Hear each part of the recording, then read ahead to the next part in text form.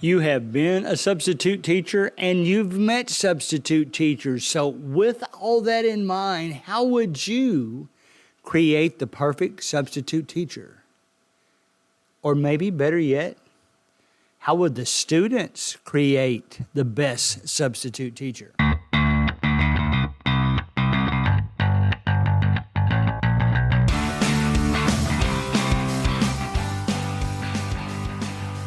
All right, guys, I am actually recording in an empty classroom this week's episode because, to be honest, that's the only time that I had to do it this week between refereeing volleyball tournaments, middle school type tournaments, and substitute teaching. I did substitute teach 3 days this week, and then I had another root canal this week. So all that stuff's going on. I'm trying to think of when am I going to get time to do this? I've got an all-day tournament on Saturday. This is the episode for December 11th, 2022. When am I going to record this? So I am actually doing it in the classroom. If it sounds a little echoey, that's the reason. I was trying to think of something, here at year end. You never really run out of topics for substitute teachers, for this podcast, but I'm trying to think what is something that I haven't done in a while, and it was popular when I first did it, and maybe it's time to redo it. Well, it didn't take me long to remember that way back in the first 20 episodes, and again, we're up to episode 186 now, way back in the first 20 episodes, I went out on a volleyball court because it just so happened to be one of those matches where I knew players on both sides of the nets. I interviewed them and asked them what they thought compromised a good substitute teacher. And I glanced back, I was curious, and I realized of the 86 episodes that we've done, that one was in the top 15. Now, part of that is because parents wanted to hear their kids on the show, but I think we as substitute teachers need to pay attention to what these students are saying. Now, we want to please the teachers we're subbing for. We want to please the schools. We want to get called back. And again, I'm assuming if you're listening to this podcast, that's the category that you fall into. I can't imagine people that just walk in a classroom, could care less whether they do a good job or not. They just want their money. They might go in and put their earbuds in and read a book and turn their back to the class. I have a feeling that type of substitute teacher is not one that listens to this podcast because they don't care that much. You guys care or you wouldn't be here. So I got to thinking, all right, that was so popular back then. Why haven't I done that in a while? So what I did, I want to share eventually here some interviews from the students that I did in the last couple of days. Out of convenience, it was on a volleyball court.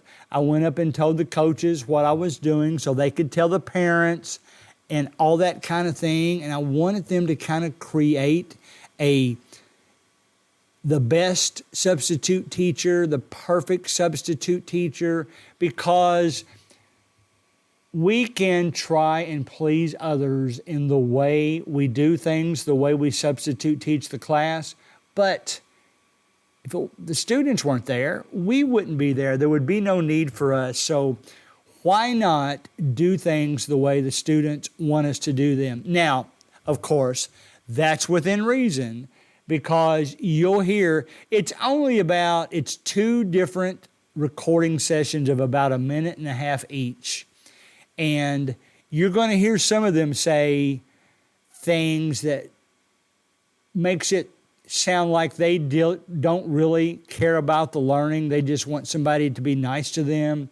Then you're going to hear some say, well, I like it when we have fun in class, but then we work too. So interestingly enough, I am going to share the fact that one of the interviews that you hear, the first one, is all students that I have substitute taught before. Then the other one is a group of girls, they're all sixth graders, that I have never substitute taught for, but they did know me well because I referee a lot of their volleyball games, and they were more than willing to play a part. I think it's interesting, though, it struck me in the way that I thought, maybe I'm just dreaming all this, but I thought the answers where I had been a substitute teacher were a little different than the ones that somebody else had been a substitute teacher. And that's not to say I think I'm better than everybody else. I think it's just different in the way they answered the question. So I won't keep you hanging on too long. I was going to interview more, and then I got to thinking, well, I don't know if you want to sit through, 10 minutes of student interviews. Keep in mind, these are sixth graders. They're going to sound like sixth graders. They're going to say sixth grader type things. So keep that in mind as you're listening. So the first group are the ones that I have substitute taught before several times. All right, guys, we're interviewing some sixth graders today. They're going to create the perfect substitute teacher for us. So what do you think makes a good substitute teacher a good substitute teacher? Give me your first name and tell me what it is. My first name's Mia, and I think it makes a good substitute teacher when they let us play a game and then we work. Okay. Who else has an idea? All right, go. My name's Hallie, and I think a good substitute teacher lets us sit wherever we want. All right. My name is Grace, and I think the best substitute is talking to us while we work. Okay, all right. My name is Maddie, and I think a good substitute is they are nice and they let us have extra time on our work. Okay. My name is McKenna, and I think a good substitute teacher isn't that strict. Okay, sounds good. My name's Ava, and I think a good substitute teacher lets us sit where we want and talk. Okay. I'm Aiden, and I think a good substitute teacher lets us work with partners while we're working. Okay, all right. My name's Tess, and I think a good substitute teacher lets us talk to our friends while we work. Okay, anybody else? My name's Natalie, and I think what makes a good substitute is them being nice and not lying about their students. Okay, all right. My name is Callie, and what I think is the best thing about being a substitute teacher is, I don't know, slaying, I guess? Like what? Slaying. Okay, all right. So this is Tessa again, and it also makes you a great substitute teacher if your name's Greg. All right. Okay, now that was the first group. Now, some observations. 3 different times students mentioned they like to sit with their friends. Now, we know probably the majority of classes we go into, they have seating charts. I always tell them when I start, I'm taking attendance from the seating chart. If you're not in your seat, you will be marked absent. Then as the class rolls on, unless I know the teacher is just dead set against it, I will let them move around some. Now, what I tell them when they move, if I have 3 people move, I say, listen, I'm trusting you guys to work and not be disruptive. If you're disruptive, not only will you have to go back to your seat, but everybody that moved has to go back to their seat. So if you want that kind of pressure, if you want to ruin this privilege for everyone, well, just go ahead and be disruptive. Otherwise, earn my trust better by sitting next to your friends. But, I wonder what that does for learning. Does it help students sitting next to their friends? Some of you will immediately say, no way. Well, I'm not so sure it doesn't. There's certain things that just having the comfort, for lack of a better word, of having a friend close to you while you're working just kind of makes things go more smoothly. So unless we have some real discipline issues, maybe we should let them move around a bit. I want to know that, in fact, the very first student mentioned they kind of like to have fun and they like to, while they work as well, and fun ways to teach. I'm a big proponent of that. They said they like to talk. I like to talk. I got in trouble in classes. About the only time I ever got in trouble was for talking.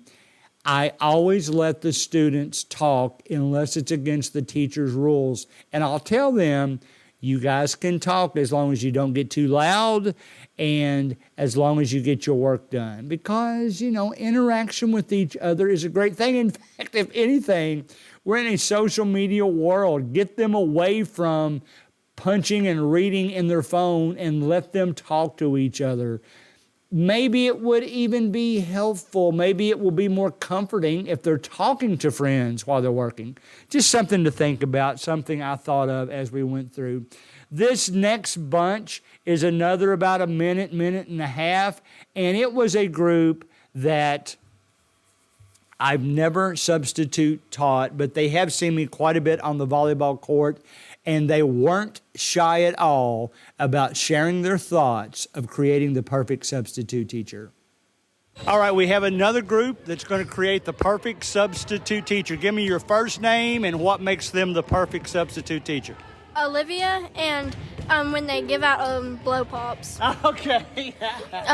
Hope, and when they let us watch movies when we're not supposed to. Okay.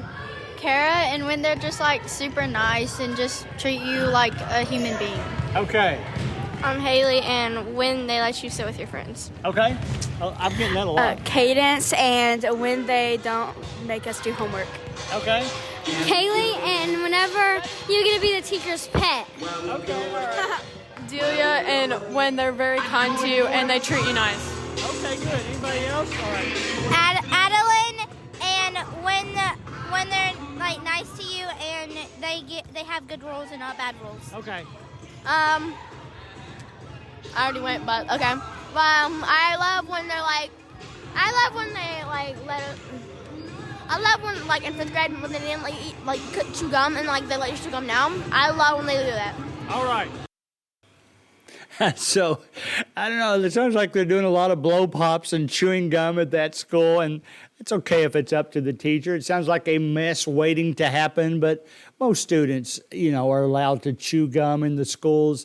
But, maybe one of the best things that I heard in this last interview, which is really one of my favorite things of both interviews, is that we like it when the teachers are nice to us, the substitute teachers, for that matter, are nice to us and treat us like human beings. Man, is that an understatement or is that overstatement? Or understatement or what? Because they just want to be treated like people. When we walk in like we're the big bad substitute teacher, we're here to make sure we crack the whip and make you do all the work that you're supposed to do. And here's how it's going to be. Well, maybe it's better to loosen up a little bit. Maybe they feel freer. Maybe they have more joy in getting their work done if we're nice to them. I will often say, especially in high school classes, that I'll say, listen, guys, I'm just an adult that, in my opinion, I'm talking to other adults here in the classroom. I don't even like to stand behind a podium and teach. I like to sit among the class or walk around and teach as I'm walking around, because I don't want you to think I come in here and just because I'm older that I feel like I can inflict my power over you. That is not why I am here. And the teaching environment is not very strong when I act like that. So I'm an adult. You guys aren't adults. I trust you until you give me a reason not to.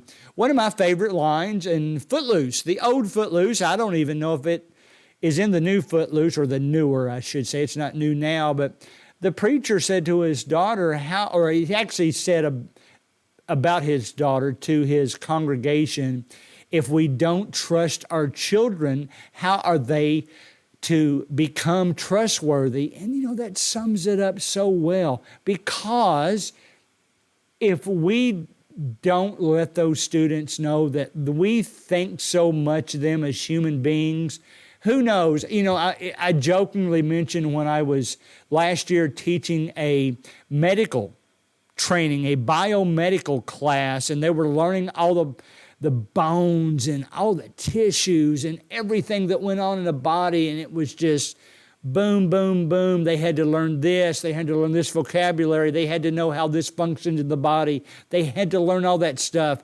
And they asked me once, man, do we really have to know all this? And I said, listen, I'm in my 60s. You guys, one of you guys may operate on me someday. And if you do, I want you to know every word that the teacher is sharing with you in this class. So treat our students as individuals. I hate to use the phrase out of the mouth of babes, but these are sixth graders. I wouldn't really refer to them as babes. You know, Art Linkletter years and years ago had shows that kids say the darndest things, and isn't it true? Just listening to our kids talk, giving them an opportunity about how would they create the perfect substitute teacher, and just listen to them, and all of a sudden, guess what? We're learning from them just like they're learning from us.